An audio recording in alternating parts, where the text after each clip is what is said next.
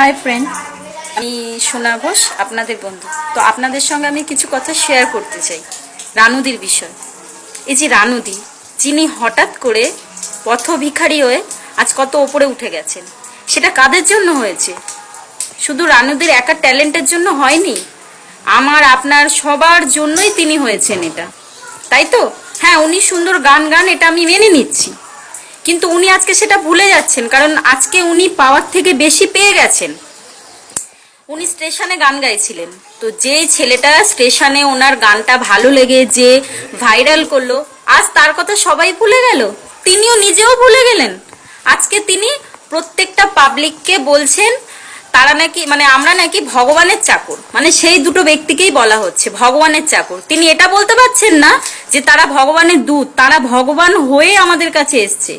কারণ রানুদির মতো অনেক রানুদি ট্রেনে বাসে চলতে গেলে আমরা তো দেখতে পাই, কিন্তু সবাই তো সব জায়গা পায় না, তাই কি না? আমি আপনি সবাই মিলে একটা করে লাইক করেছিলাম বলে কিন্তু আজকে রানুদি এত বড় জায়গায়।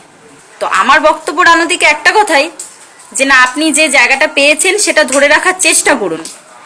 মানে দরকারের বেশি পেয়ে গেছেন বলে সেটা নিয়ে অহংকার করে মানুষকে মানুষ বলে এখন জ্ঞান করবেন না, সেটা কিন্তু নয়। 10 বছর মানে কিছুদিন আগে শুনলাম যে 10 বছর আপনার মেয়ে আপনার সঙ্গে কোনো কন্ট্রাক্ট রাখেনি, আপনার খেয়াল রাখেনি, আপনাকে দেখে না, ভিখারির মতো আপনি রাস্তায় ঘুরে বেড়ান। হঠাৎ করে মেয়ে উৎপত্তি হয়েছে, আপনি এখন মেয়ের হয়ে ওকালতি করছেন।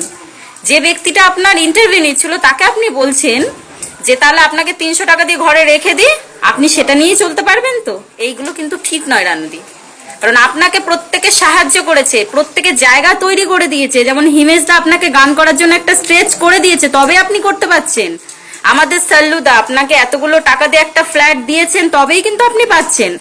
আপনাকে কিন্তু ওরা সবাই আপনার গান ভালো লেগে আপনার উপরে একদিকে দয়া করেছে বলতে পারেন, কারণ আপনার মতো ট্যালেন্ট রাস্তায় অনেক আমরা দেখতে পাই, কিন্তু তারা ঠিকঠাক জায়গা পায় না। আপনি ভালো গান করেন, মেনে নিচ্ছি, জায়গাটা ধরে রাখার চেষ্টা করুন, কারণ সাধারণ পাবলিকই পারে একটা মানুষকে উপরে তুলতে, আবার সাধারণ পাবলিকই পারে একটা মানুষকে নিচে নামিয়ে দিতে। কারণ পাওয়ার থেকে বেশি আমরা যদি কেউ পেরে যাই, তাহলে কিন্তু সেটা হজম করাটা একটু কষ্টকর হয়, সেটা আপনাকে দেখে বোঝা যাচ্ছে। আপনি যে ওদের ভগবানের চাকর বলছেন, সেটা একদমই ঠিক নয়। বন্ধু, আমি যদি কিছু ভুল বলে থাকি তাহলে প্লিজ তোমরা আমাকে কমেন্ট করে জানিও। আমার মনে হয় না আমি ভুল করছি। উনি নট আউট ভালো গান, আমাদের দিদি, মানে যাকে আমরা কি বলবো, গানের দেবী বলে মনে করি, তার সঙ্গে ওনাকে তুলনা করা হয়েছে। তাহলে সেই মানুষটা তো এরকম ছিলেন না। তা আপনি যখন একটা জায়গা পেয়েছেন, সেটা প্লিজ ধরে রাখার চেষ্টা করুন। কারণ আজ যখন কি বলবো, সাধারণ মানুষই ভোট দিয়ে একজনকে ওপরে তুলেছিল, আজকে সেই সাধারণ মানুষই কিন্তু তাকে একদম সহ্য করতে পারছে না, অন্য একজনকে ভোট দিয়ে আবার অন্য একটা ওপরে তুলছে। তাহলে এখানে কি হয়ে যাবে বলুন তো? সাধারণ পাবলিকই কিন্তু পারে সমস্ত কিছু করতে, কাজে সেইভাবে জায়গাটা ধরে রাখুন। মেয়ে আপনাকে দেখতো না, হঠাৎ করে মেয়ে উৎপত্তি হয়ে গেল, এখন সব ফ্যামিলির উৎপত্তি হয়ে যাবে আপনার, যে যেখানে ছিল। কিন্তু এক সময় যখন আপনি অসহায় হয়েছিলেন, কেউ আপনাকে দেখাচ্ছিল না, সেটা ভুললে চলবে না। কিন্তু আজকে আপনার জন্য ভগবান শুধু একমাত্র সেই ছেলেটা, যেই ছেলেটা রাস্তায় আপনি গান গাইছিলেন সেইটা দেখে আপনার ভিডিওটা তুলে সেটা ভাইরাল করেছে, না হলে আপনি কিন্তু হতে পারতেন না। কাজে এটা আপনার কাছে অনুরোধ যে আপনি ভালোভাবে করুন, আমরা সবাই আপনার সাথে আছি। আপনার গান আমাদের ভালো লেগেছে, তার জন্য প্রত্যেকে আমরা আপনাকে লাইক করেছি, তবেই কিন্তু আজকে আপনি এই জায়গাটায়।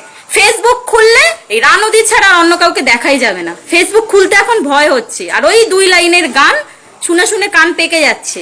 এর আগেও কি কিছু আছে রানুদির সম্বন্ধে? যদি কিছু বলার থাকে বা আমি যদি ভুল বলে থাকি, প্লিজ আমাকে কমেন্ট করে শেয়ার করে বন্ধুরা জানান। এখানেই শেষ করছি।